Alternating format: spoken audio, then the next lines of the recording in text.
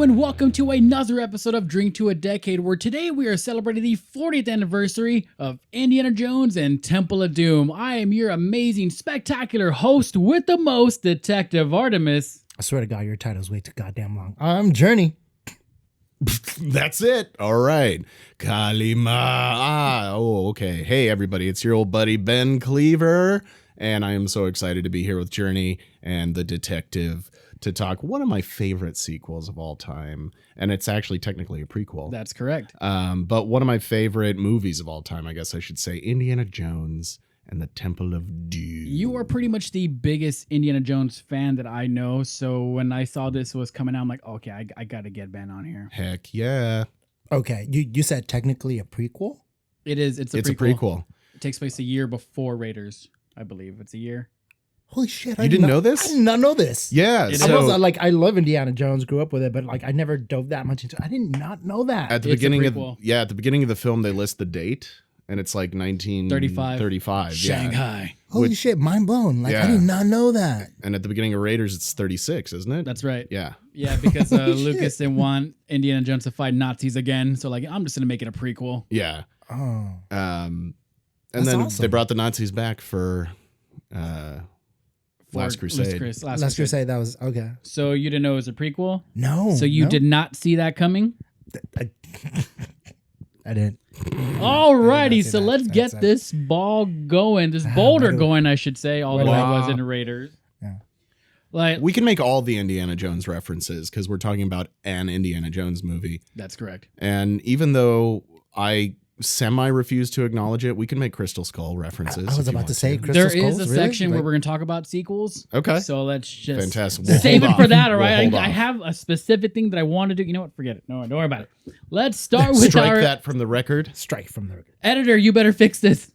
We don't have an editor. No, we don't. Let's start with some early memories of it. Ben, what are some of your earliest memories of Temple of Doom? I mean, okay, so I'm the same age as this movie. I was born in 1984.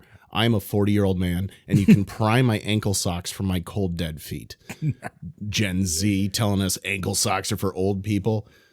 I love them still. Hell, Anyway. they're stylish. Yeah, I love my ankle socks. But anyway, so I'm going to turn 40 this year. I'm not 40 quite yet.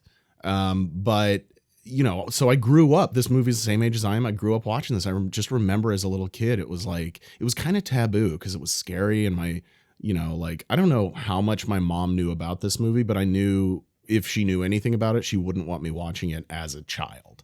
But I did because I had an awesome older brother who showed me things like Batman and, Star Wars and all that kind of stuff. So, of course, he's showing me Indiana Jones. But it's the first memories I have are the big scenes in the cavern of the temple of Doom, where they lower the guy into the lava pit and they pull his heart out and Kali Ma and all that shit. Om nom nom shabai, or whatever it was. Om nom shabai? What is that? Om nom nom nom? Cookie Monster? No. Anyway. But yeah, so those are like the earliest memories that I have. Like when I think Temple of Doom, that's what I think. I don't think of that and maybe the dinner scene, the dinner table scene. We'll get to that. Yeah. We'll get to that. How about you, Ern? Oh, definitely. Jern. Definitely the Kalima part was like that got stuck in my head for the longest. I usually remember the first one, Raiders, more than anything because that's, I don't know, the ride at Disneyland and everything. But the Kalima I do remember. And in Short Round, I absolutely, because Goonies was like one of my favorite movies. Goonies is so good. And so it was the same kid. And it's like, I just remember Dr. Jones. Hold on to your potatoes, Dr. Jones. And the monkey brains. Monkey brains. The monkey brains. Chilled monkey brains. Chilled monkey. I don't know. To this day, I kind of want to try it. It's a delectable. You said it's a delight? No, I said it's a delectable dessert, but you don't want to try it. Yeah, I don't. I've never tried I it. hate That makes myself. That would pretty much be cannibalism for you. That makes How dare you? Journey is a little lower on the evolution spectrum than the rest of us. Missing link. Yeah. Hey, but I have the most fun. I get to throw my poop at people on a regular day. Yeah, too. I want to I've talk to seen you it. about that. I'm gonna have to. You charge need to lay off for the cleanup. corn, man. It's way too much corn. I'm gonna have to charge you for the cleanup to my house. Also, I get to like touch breasts and not get in trouble. They think it's cute. Yeah. What zoo is Okay. this? Yeah, it's like, look at the cute Well, little monkey alright. touching my boob. And I'm like, yeah. That's boob. usually it's my boob he's grabbing. Yeah, that's exactly. That's why I never get Boob in on trouble. boob action. That's why the I only never boob get he's in trouble. grabbing. It's at the moment, yes. He says boobs. It's just detectives' boobs. Yeah, That's all he's just- touching. They're so Are we 7 years accessible. old? Mentally, I am for yeah, sure. we're all 100%. 7 years old. Right Mentally 7, but I have a credit card, so that's cool. now. Hey, there you go. That's dangerous. I had to get rid of all of mine. Lock and key. Put them. Get think that for me, scissors though- out. Scissor me timbers. Scissor me timbers. What were you? From my earliest memories, just like we discussed with Gremlins, I have actually seen Temple of Doom way more than Raiders of the Lost Ark. Not because I loved it more. They just played it more on HBO a lot when I was a kid, so I would watch it all the time. I would see, the dinner scene, of course, is one of my favorite scenes, and I remember that and just watching Raiders a little bit later on in life, and then barely watching like Last Crusade in high school. Okay. So I'm like, okay, Raiders or Crusade is actually pretty good. Yeah. So question: why is it that like on TV they play the sequels more than the original? I'm not sure. Maybe it was Like T2? They're more recent, I guess. like T2 and Gremlins 2. It's like all these. You see the sequels more than the original, and like that's how I ended up watching T2 before the first one. To be Like, I didn't even fair, know. Terminator 1 is a little rough to get through. It's not bad. I enjoy watching it, but like I remember I saw T2 first, and then I went back and saw the first Terminator movie, and you're just like, the hell is this? Like, right. Yeah, Terminator is one of those things where it's the sequel is better than the first one. So if that's where you start your starting point, you go back, you're like, oh, this isn't as good, but it's still really good. but for what it was, and also 1984, on our Con Guy podcast, when we were talking about 40-year-old movies, we talked about Terminator 1. I said the best thing about Terminator 1 is that it gave us T2. yeah, But we're here to talk about Temple of Temple Doom. of Temple of Doom. What are your favorite moments, Ernie? Okay, hands down, it's got to be the bedroom scene, the one where like she's coming they're out trying on to him. seduce each other. Yeah, they're trying to seduce each other, and it's just not working out. Like, and then like he finally bursts in through the door because there's a hidden assassin. Yeah. and she's like, take me, and he's like, no, bitch, get the fuck out the way.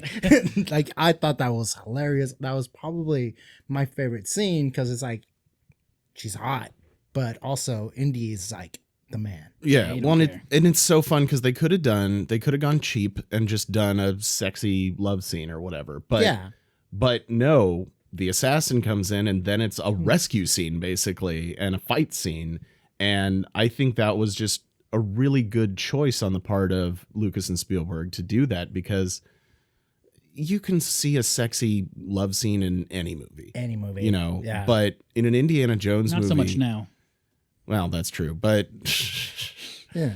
really? Yeah. But anymore, I mean, looking back at it, I thought it was a really good choice to do that because it makes it much more interesting than just like, oh, here's some steamy whatever. Yeah, because like Indy's always like obviously main character, badass fights. It's like it gives me kind of like a more rugged, simple James Bond character, and James Bond's known as getting the babe, Right. always doing Saving the doing day. badass things. Indy's different, but he's also the same kind of man. Well, you know the James Bond connection with Indiana Jones, don't you? I've heard of it, never really dove Because into it. basically Spielberg in the early 80s, after he finished Jaws and I think Close Encounters, he was really trying to get a James Bond movie. He really, really wanted to direct a Bond movie. And Interesting. I think he was in talks, and then Lucas came to him and he's like, hey, what are you working on right now? And Spielberg's like, well, I'm really working hard on trying to get a Bond movie. I want to direct James Bond. And Lucas said, I've got somebody better than James Bond. And he pitched him Indiana Jones, and Spielberg was just like, done, let's do this. Done. And that's how Indiana Jones came to be, basically. It was somewhat inspired in a way by James Bond. And you can kind of see that. He's like an alternate version of James Bond in a way. Huh. Right. And he probably inspired a bunch of people to become archaeologists thinking they'd get that same sort of lifestyle, Right. but no, they're just digging up shit You're in classrooms. Yeah, you're They're in not the you're in same the people. lab looking through microscopes at rocks. Not running from any boulders or anything. Yeah, completely ruined the career for real life people. So it's Right. like all those people who spend all that money going to college to be an archaeologist, and then they're like, "This isn't the same. This is not what I signed up Where's for." my whip? Where's my whip? Yeah. All the people who try to be FBI agents because of X-Files, and they're like, "This is boring. Like this isn't what I. Where's the aliens? Right? I Like, can't even teach no. my class with a fedora. What the hell is this? Right. Right. I think one of my favorite scenes, and there are so many in this, but one of my favorite scenes is the airplane scene Oh my god, yeah. when they all wake up and realize, the pilots have bailed Oh, and they got to get yeah. out because they're going to crash. And because it's so stupid. Over the top. Like cartoony. it's a cartoon. And just that we're not flying, we're falling, like wow, Scooby-Doo kind of stuff. But like what movie is doing this where you're like, oh, we're gonna take an inflatable raft out the back of an airplane and fall down a mountain in Nepal? Like Yeah. what?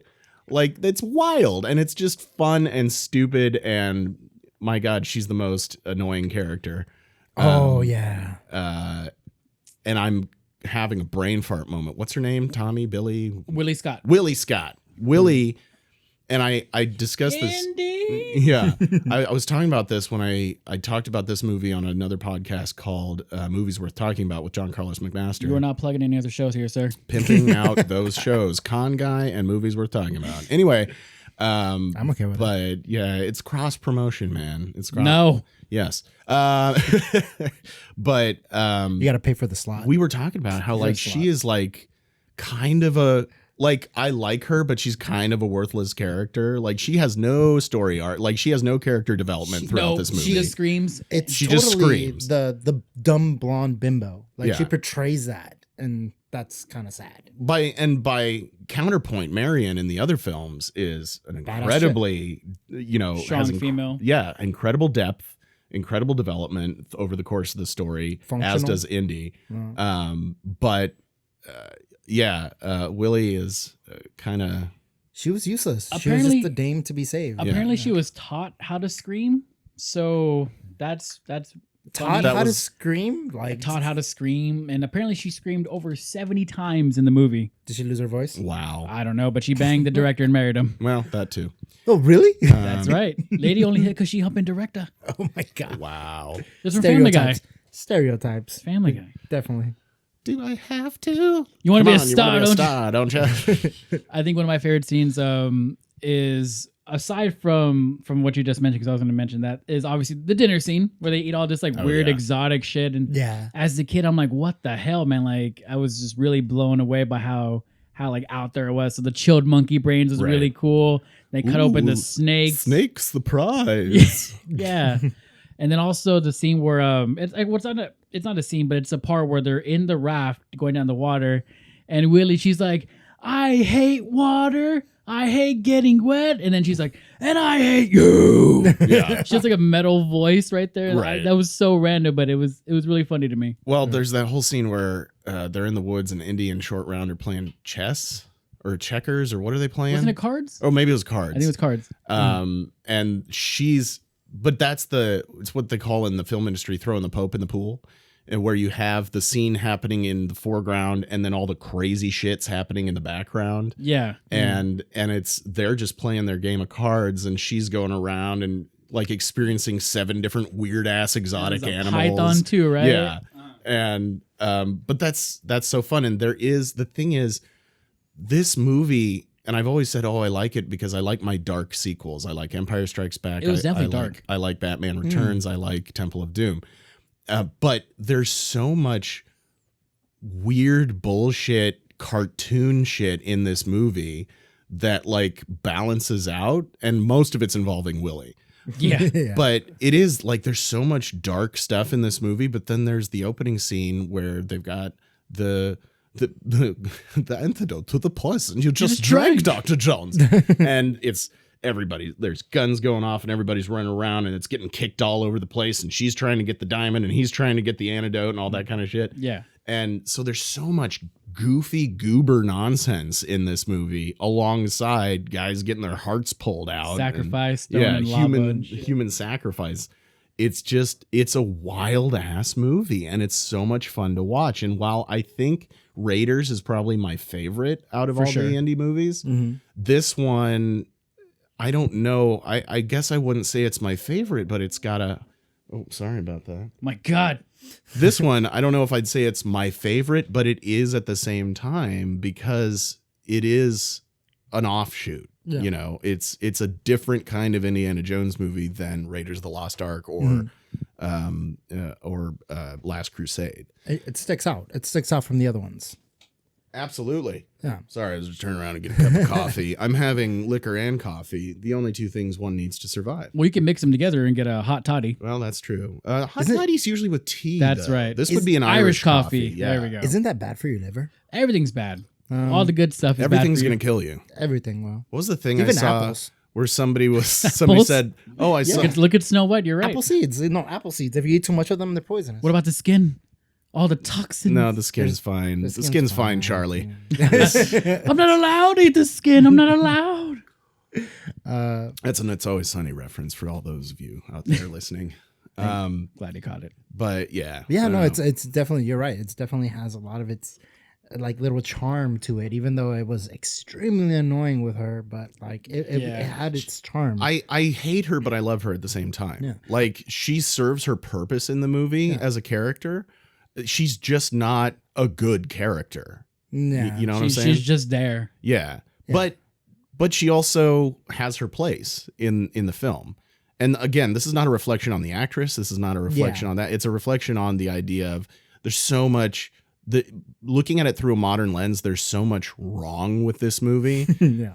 that you just have to look at it like, well, it was 1984, you know, Product of its time. yeah. Cause even at the dinner scene, the fucking stereotypes of whatever amalgamation of Southeast Asian these people were supposed to be. Yeah. Like just the big fat guy and the turban and the, you know, all the like we're going to eat monkey brains. They don't eat that over there. They don't. Perpetuating stereotypes. Yeah. I thought that as a kid, but I was a dumb young kid. Yeah. And so Last it's, year was really rough. you know, it's like the old Bugs Bunny cartoons where it's like you can't find the ones where Bugs Bunny did blackface or whatever because that's not okay. Erased. Billy D. Williams, it's not okay. Yeah, but- what was up with that? Yeah. Anywho, We don't have to cover that, but Yeah, no, but it's like, you know, the old cartoons, you had all these stereotypes and they, you know, of course it's supposed to take place in the 30s. And so they kind of reinforced that. And that's partially a stylistic choice. yeah. And you just have to have discernment when you're watching stuff from 40 years ago Yeah. right. and not be like I am all about being progressive and being politically correct with the intent of not hurting people. Like there's a way of being way too politically correct, but you know, when it's done in the appropriate way that you don't want to offend or insult or hurt people, that's okay. But you can't apply that to shit that came out 40 years ago when nobody really monitored that, you know? Yeah, but that's it's hard because people want to do that. They want to, and if it's that inappropriate, they want to erase it from history. Yeah. So, But that's also like it's also part of the whole, like those who don't pay attention to history are doomed to repeat it, you know, like let's keep that in our zeitgeist so that we can appreciate the good parts of it for what it is and understand that the stereotypes and that sort of thing aren't good, but that's just the way it was. And we know that that's not right. We're not going to do that, you know, in our movies now, unless there's a statement to be made with it. Cause I think there can still be a statement to be made using a stereotype in a movie, but we're not going to use it as a cartoon entertainment thing anymore because it's based on real people. Like that's like stereotypes are about making fun of real people. So I know we're definitely going to go out of We've order. gone with this. on a we don't- limb but here, we're going so. out of order because like I know one of the sections is like, does it still hold up? I mean, if you don't mind going out of order, like I want to know. That's a perfect Fuck it. segue. Because Fuck it. It's supposed to be the end of it, but fine. But when you're talking about it right now, it's like I forgot one movie I recently Gone with the Wind. I think it might have been. Oh yeah. Like I watched it recently, and I know the movie started off with a disclaimer, like a whole entire black screen with disclaimer, but like, hey, this was shot in a different time. Right. There's a lot of inappropriate stuff. Like it even had some like a movie historian person come out and talk about it. Really? But where they mentioned that, hey, you know, this is important to watch it the way that it was filmed back then. Yeah. Because it's kind of like what you said, doomed to repeat unless, like, it's important. Like, even if it doesn't hold up, even if there's a lot of like racist stuff to it, it's kind of important to know how people's mentality was like that. Exactly. It's like a time capsule. A time capsule, self-reflection, and be like, hey, this is kind of fucked up. This isn't right. This is how people act and thought and wrote people in a certain time. Well, it's a reflection of society at the time. And so I think it's important to understand. And it's also important to, like, Gone with the Wind is in many circles considered one of the greatest films ever to be made. Yeah. There's a lot of problematic shit in it, but true. that doesn't take away from the fact that it was one of the greatest films ever made, you know, from a narrative standpoint, from other standpoints, from just the effort and the finances and effects and acting and everything that went into it.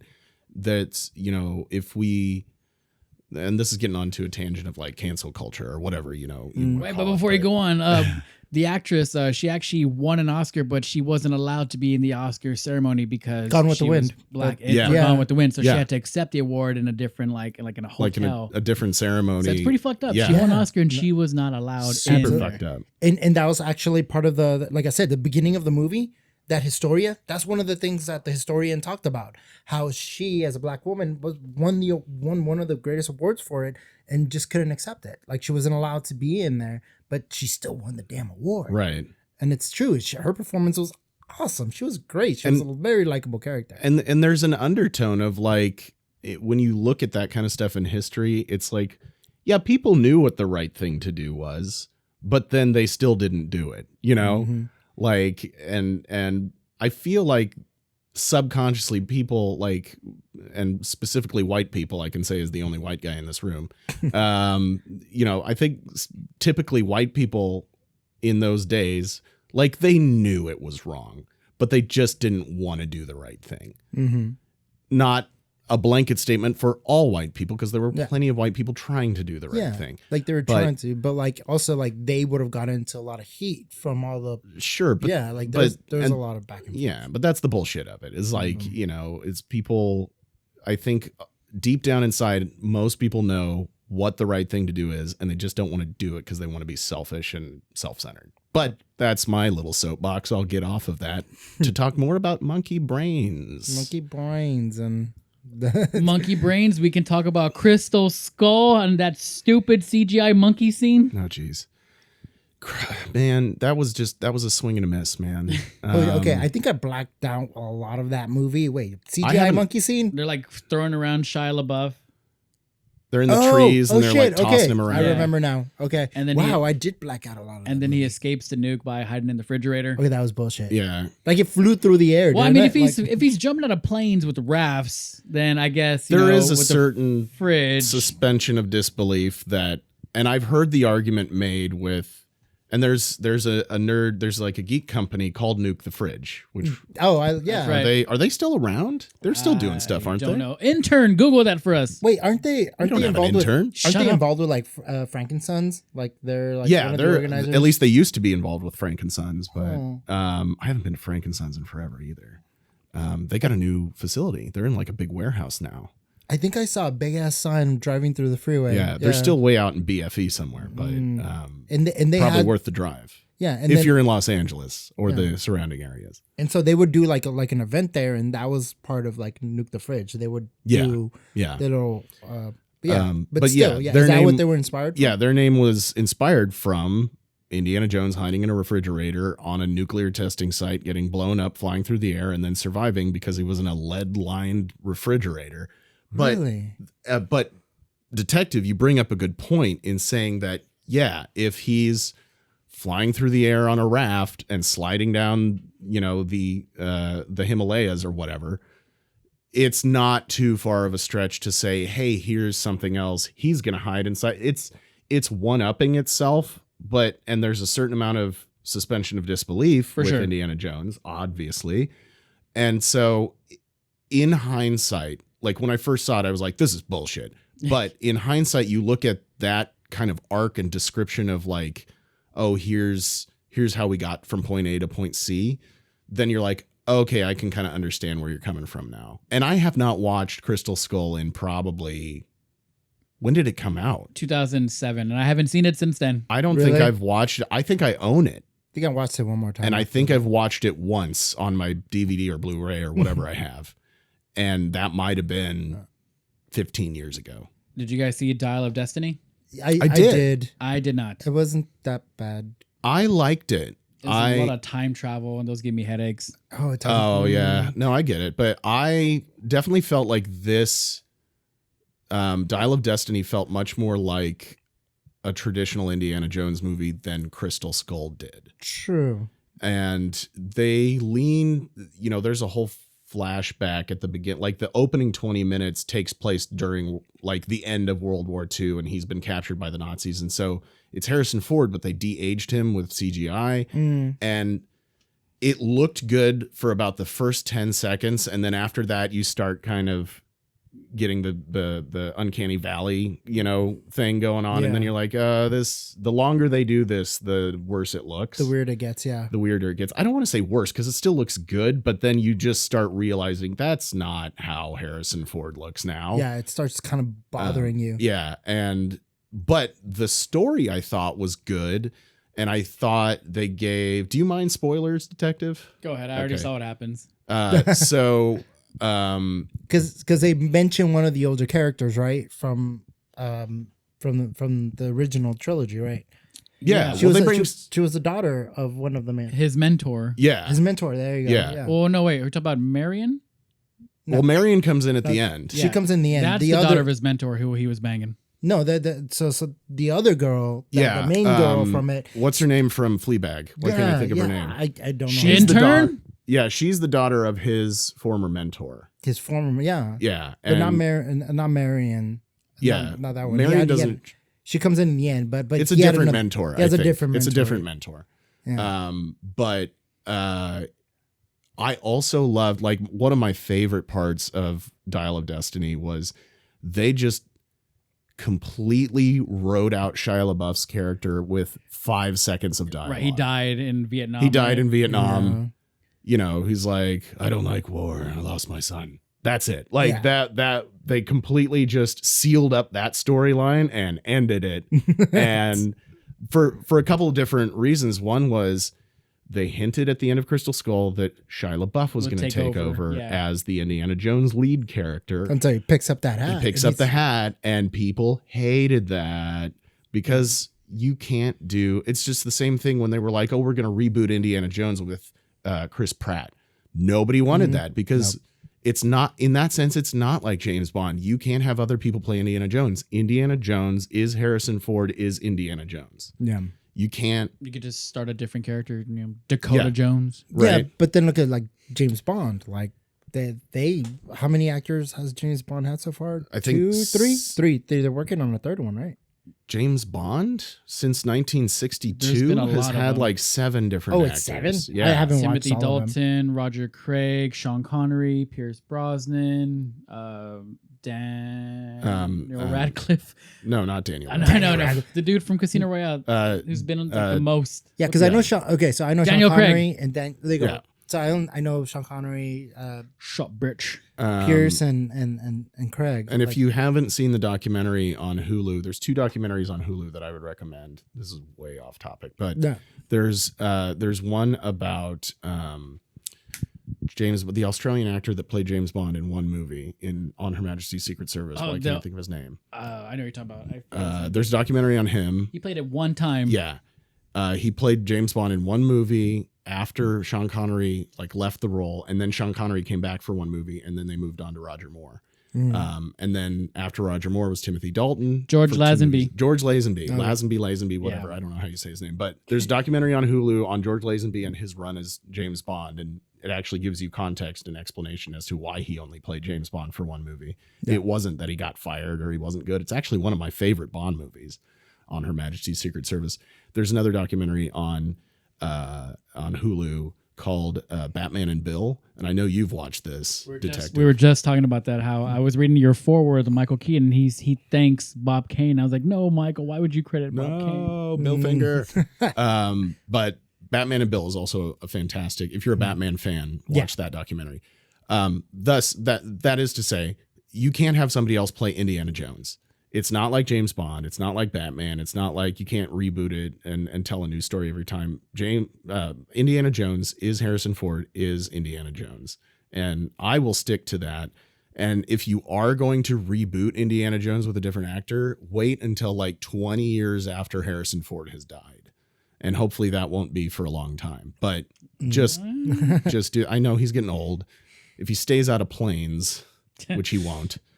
But you know, I can't remember how we got started on this. No, but it's a fact that it's like, so how at one point can the character, well, you said 20 years after he passes away. Yeah. But I mean, like if you compare it to James Bond, how did that come to a point where, hey, this iconic character, sure, we can put a new actor into it. I'm sure not one of the James Bond actors died and they waited 20 years to bring another one. No. I'm sure that's not what happened. How do you do that? How do you end up turning a character into something that can be replaced and still have that same core character? It's like not every character can be Doctor Who. It's Right. like Just like with Batman too. Yeah, Yeah. Well, Batman too. It's like at one point, it's like, can that happen? I think the problem is that there aren't, with James Bond, there are so many short stories that were written by Ian Fleming. There were long stories and short stories, and there's like 20 of them or something, and they've all kind of, some of them have been more dedicated, like the movies, some of them have been more dedicated to actually telling the story, and some of them have just been inspired kind of by some of the stories. But that kind of got baked in from the beginning of like when they brought George Lazenby on to be the second Bond. And, you know, then that kind of became a thing of like, okay, we can cast different actors in this. I think the character of Indiana Jones is so tied to Harrison Ford and George Lucas and Steven Spielberg that ship has sailed. Like if they wanted to do that, they needed to do that in like 1987. You know what I'm saying? Yeah. Distracted by your pictures. But yeah, sorry, my screensaver. Is that Dave Filoni? No, that's actually my friend Ross, but Okay.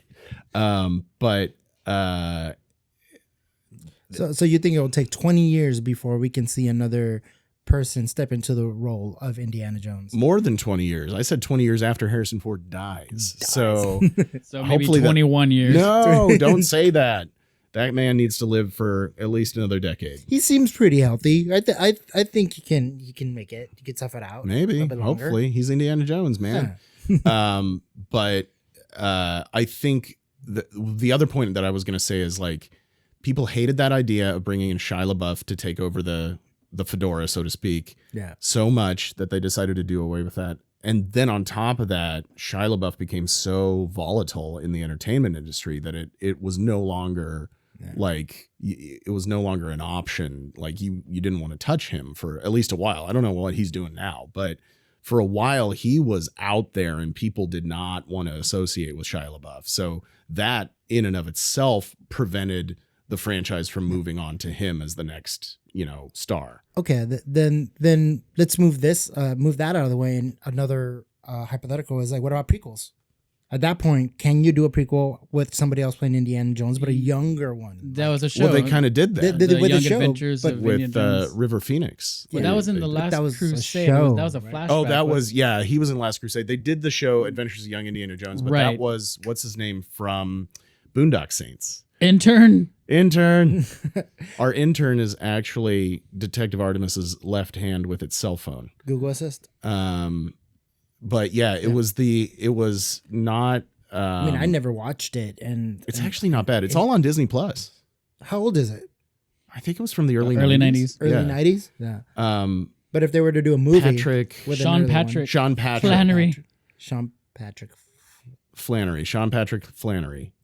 He's the other guy. He's not Norman Reedus. He's the other guy from Boondock Saints. The one everyone forgets. Yeah, but he played young Indiana Jones in, I don't know, there's like 10 like 40-minute episodes or something like that. But 40-minute short. episodes. Yeah. Oh, damn. But they're not bad. I liked him. I started watching him on Disney. There were Plus. 28 episodes. 28. God damn. Never watched them. But yeah, so I think you could do. I could have said the same thing about Han Solo. But they got what's his name? Aldrin Ehrenreich or whatever. For the Solo movie? Intern. Aaron Reich. Alden Ehrenreich? Is that his That's name? Reich. Alden Ehrenreich. Right. That's a German name if I ever heard one. Das Boot. But I'm one of the Solo apologists. I think fanboys and online people were so upset about The Last Jedi that they just wanted to blast Disney, so they went out and from the get-go wanted to ruin Solo without having seen it. I really liked it. I saw It was Solo. all right. I've got the Blu-ray sitting right there. I enjoy it. And I thought, you cast... Did you just flip it off? Yeah. It was okay. Also, Emilia I Clarke. liked it. Yeah, And Emilia Clarke. I didn't like how he got his name. Like, oh, you're gonna be by yourself, so you're solo. Sure, it's a little No. cheesy. It's a little cheesy, but I thought that casting wasn't bad. So I do think you could do prequels with a younger Indiana Jones. Get some guy in his early 20s. It's just like, will people accept it though? I think if it's done so. right, but the problem is Done right. Reich. The problem is that people don't want to, just like with Solo, they don't want to like something, or if they decide they don't want to like something for arbitrary reasons, they're just not going to like it. So even if you come out with a really great Indiana Jones prequel with a great actor cast as a young Indiana Jones, I think that is a risk, is that people will be like, it's not Harrison Ford, so blah, blah, blah.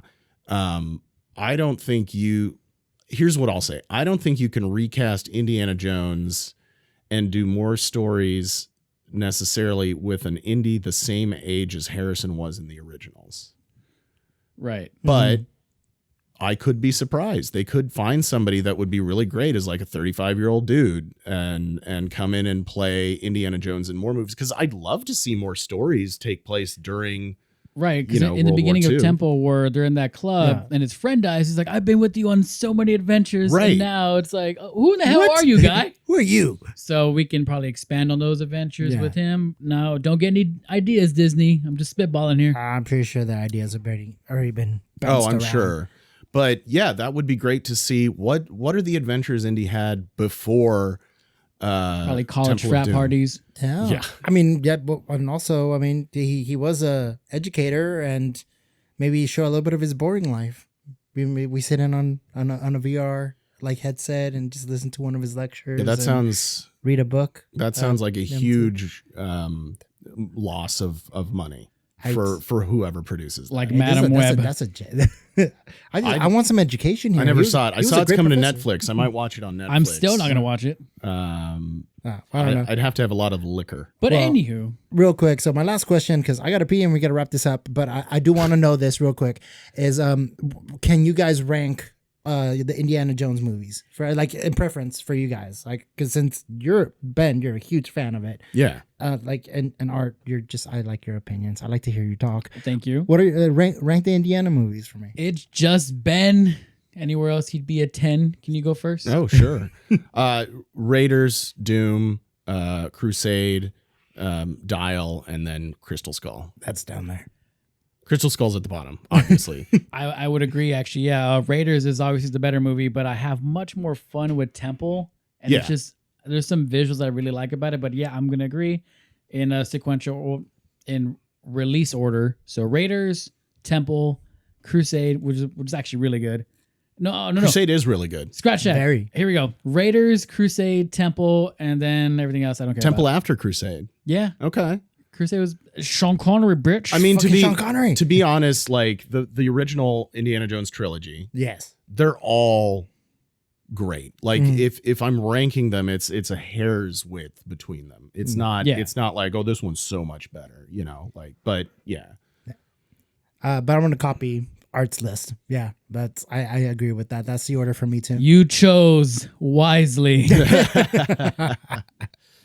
All right. Now, Detective, before we wrap up this show, are there any other topics that you wanted to cover? There was something I just specifically? wanted to touch on real quick since we've been talking about Han Solo, and I want to make Journey hold his pee for a little bit longer. Did you hear that Han Solo theory where he's Yes, I know in exactly what you're Carbonite, talking and about. then you see like in Club Obi-Wan? Yeah. Indiana. The theory is that the entire storyline of Indiana Jones is what Han was dreaming while he was encased in carbonite. That's correct. Because there's like little references and Right. stuff, Oh, yeah. right? Yeah, so in the beginning of Temple, where they're escaping to the airplane, you see a place that says Club Obi-Wan.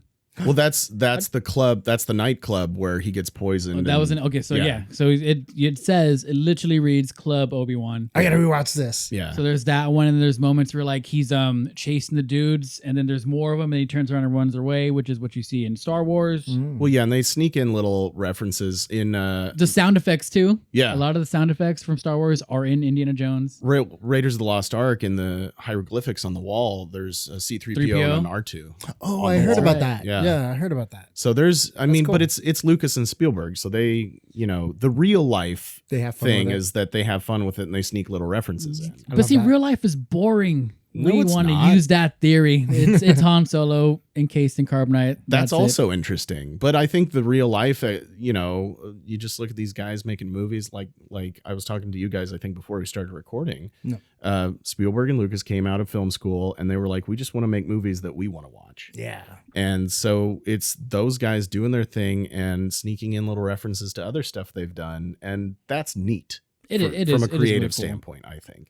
But it's still, Much I'm agreed. still going to believe the theory. Oh, the theory is great. If That's real life for me. Headcanon is great. Head canon, don't say Head that, please. cannon. Head I hate canon. that. In my head canon, I'm a billionaire. Well, that's something. It's something. Well, so in a quick nutshell, let Ernie hold I us gotta a little pee. bit more. Do you think this movie has aged well? Simple yes or no. I think it's aged well. Yeah.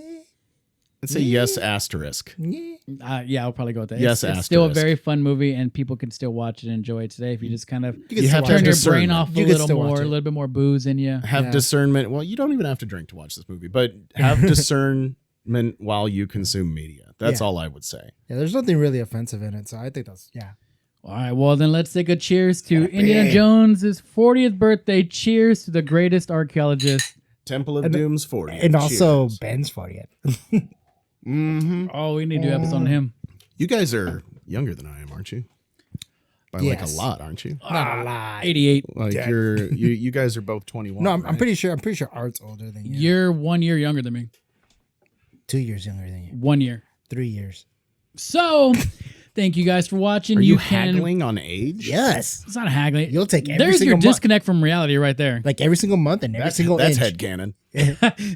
Every single month. and Well, anyways, every guys, single thank you inch. for listening and watching. Once again, I am Detective Artemis. I'm Journey. And I am old buddy Ben Cleaver. And just to pimp myself, you can find me on social media at BENKLIEWER. Yes, you're following I him. don't do Twitter/X anymore because that's a trash fire. Oh my But God, Everything yes. else, I use the same name across all platforms. Do it.